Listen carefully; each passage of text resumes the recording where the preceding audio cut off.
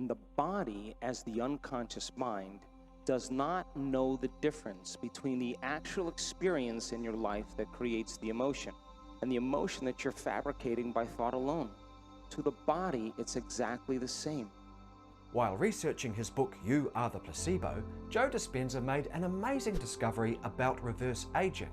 During the book's creation, he evaluated hundreds of placebo trials, amongst which he discovered this. On a crisp September morning, a group of 8 men in their 70s and 80s climbed into a few vans and drove 2 hours north of Boston to a monastery in New Hampshire. They were about to take part in a 5-day retreat in which they were asked to pretend that they were 22 years younger than their current age. They flipped through old issues of Life and the Saturday Evening Post. They watched movies and television shows popular in 1959, and they listened to recordings of Perry Como and Nat King Cole on the radio. They also talked about current events, such as Fidel Castro's rise to power in Cuba, Russian Premier Nikita Khrushchev's visit to the United States, and even the feats of baseball star Mickey Mantle. All of these experiences were cleverly designed to help the men actually feel and imagine that they were 22 years younger. The following week, another group of 8 men in their 70s and 80s made that same trip, but instead of being asked to pretend that they actually were 22 years younger, they were asked simply to reminisce about that same time in their lives. After each 5-day retreat, the researchers took several measurements and compared them to those they'd taken before the start of the study. The bodies of the men from both groups were physiologically younger, structurally as well as functionally. The researchers discovered improvements in height, weight, and gait. The men grew taller as their posture straightened, and their fingers lengthened as their arthritis diminished. Their eyesight and hearing got better, their grip strength improved, their memory sharpened, and they scored better on tests of mental cognition. The men had literally become biologically younger during those 5 days, right in front of the researchers' eyes. And the head researcher recalled that he was actually playing touch football with some of these older men. These men didn't just feel younger, they physically became younger. The change wasn't just in their minds, it was in their bodies. But there was a major difference. The first group, who had pretended they were 22 years younger, had improved significantly above the other group who had just reminisced about being younger. This amazing discovery led to 2 questions. 1, what's the mechanism via which elderly seniors pretending they're younger can actually influence their body to become biologically younger? And 2, how can we all do the same? In You Are the Placebo, Joe explains how our thoughts, emotions, and beliefs influence our cells and even our genes. This model of reality suggests that certain genes can be switched on and off based on the information cells receive from their environment, via the way that thoughts and emotions influence biochemistry, which cells then interpret and act on.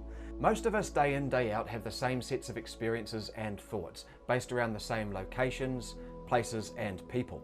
That was certainly the case for these elderly seniors whose environments reflected back to them the reality of who they were, including their biological age. But that was before they went to the monastery. Through pretending to actually be 22 years younger, the thoughts and emotions required to do this massively stimulated their cells, which Joe suggests would then have acted on this new information in significant ways. The biological changes observed were not subtle, and of course there's more information in Joe's book.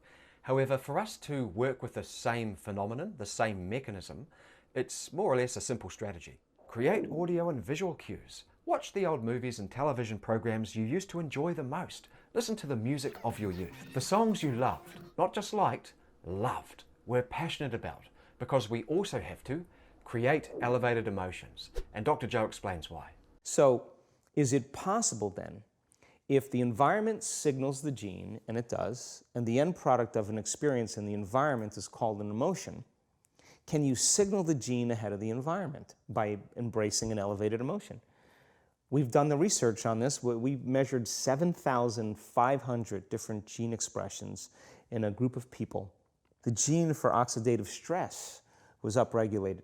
We started seeing all these genes that are very, very healthy to cause the body to flourish. Imagine if people were doing that for 3 months. We also measured telomeres, determine their biological age. 74% of the people lengthened their telomeres. 40% significant change. That means that they got a little bit of their life back.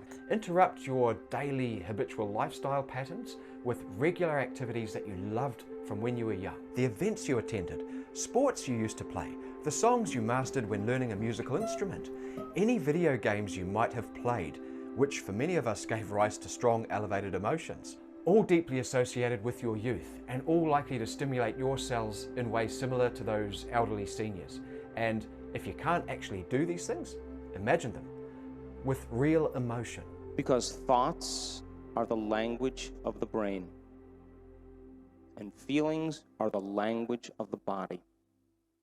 And how you think and how you feel creates a state of being. And the body, as the unconscious mind, does not know the difference between the actual experience in your life that creates the emotion and the emotion that you're fabricating by thought alone.